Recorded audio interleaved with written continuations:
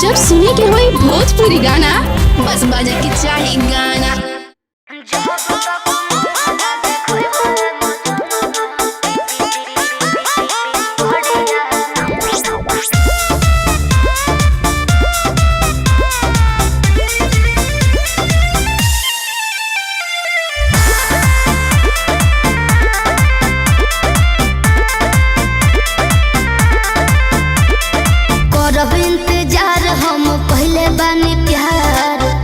हो जाए माला में हम बुझल जान गनी जान हम के हई तोहार राह हमर देखबू बेकार।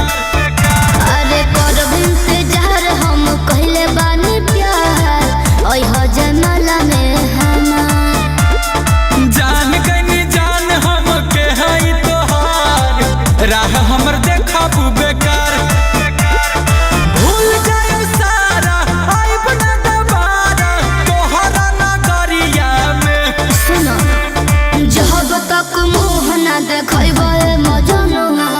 बैठब ना पिया संगे घड़िया जब तक मुँह ना देखबे मजनुआ बैठब ना पिया संगे घड़िया।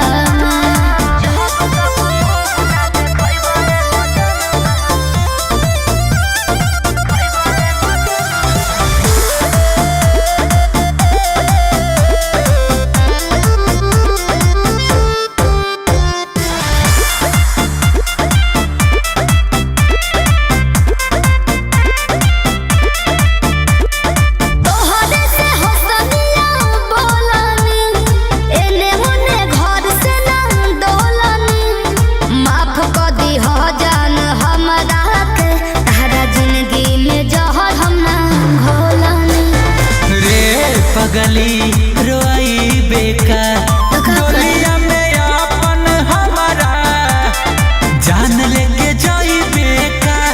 ऐसे मत कर जात बारू छोड़ के दूर मुंह मोड़ के अलग सहरिया में ना जब तक मुँह ना देखबे मजनुआ बैठब ना पिया संगे घड़िया में जब तक मुँह ना देखबे बैठब ना पिया संगे घड़िया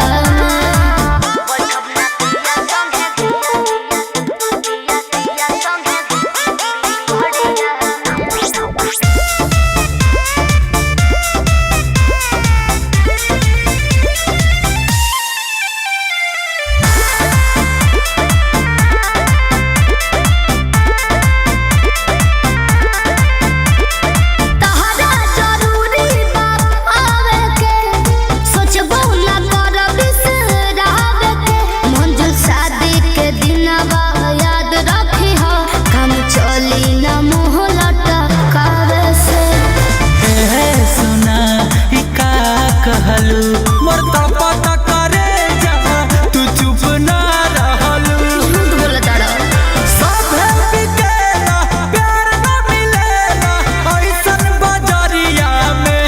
अच्छा जब तक मुँह ना देखबे मजनुआ बैठब ना पिया संगे घड़िया में जब तक मुँह ना देखबे मजनुआ बैठब ना पिया संगे घड़िया में।